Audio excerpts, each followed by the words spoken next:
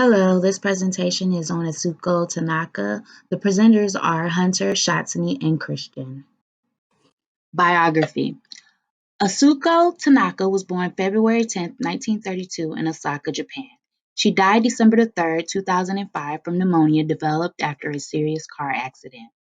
She was a Japanese avant-garde artist best known for her neo-dada piece Electric Dress.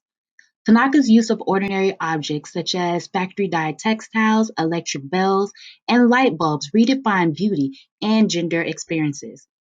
Her work consisted of abstract paintings, sculptures, stage performances, and installations that challenged the idea of how art should be performed and viewed. Tanaka's creativity was motivated by the experiences from Japan's post-war newfound technology, industrial, and urban development. Her creativity was fueled as well by the increase of gender subjectivity and defining or discovering one's individuality. Tanaka was institutionalized in 1965, possibly due to stresses in life such as her growing anxieties of gender hierarchies and maintaining her newfound popularity. Her work was exhibited worldwide, notably at the Paula Cooper Gallery in New York. In the picture to the left, you see Osaka, Japan in its prime in the 1950s. During her lifetime, Tanaka was a part of two different art movements. The first one was the Zero Society, which was an avant-garde art movement that originally emerged from post-war Germany. The movement was led by Heinz Mack, Otto Pine, and Gunther Wecker. This movement later spread across the world to Asia, North America, South America, and other parts of Europe.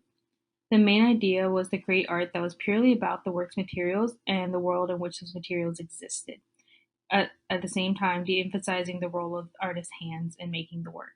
One characteristic that was common in their art was the focus on light and space.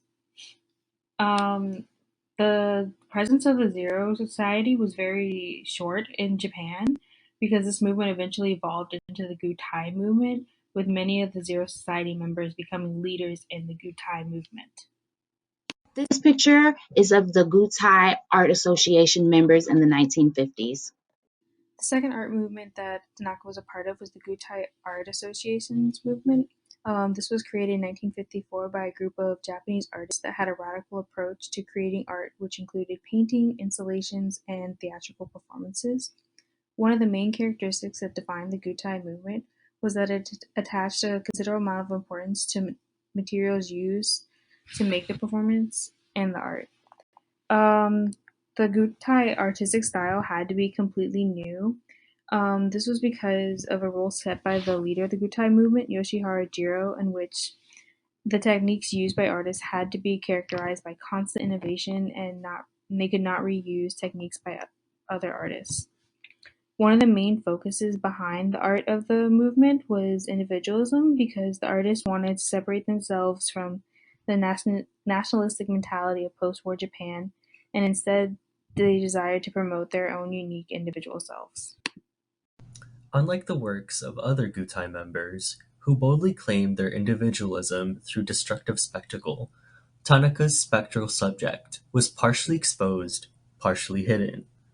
Namiko Kunimoto describes Tanaka's adornment of the physical form as using mechanical elements that partially cover the figure and attacks and overwhelms the performer's senses. What she could be asking from the viewer is to practice empathy towards the performer. What Tanaka adds to this is the question, would the viewer extend that empathy to an altered or sublimated performer? Staged Clothes was another performance that went against the notion that Tanaka adopted Western Gutai ideals of individualism. The quote-unquote striptease she performs does not appeal to sexual desires, but rather is a critique on the status of women in post-war Japan.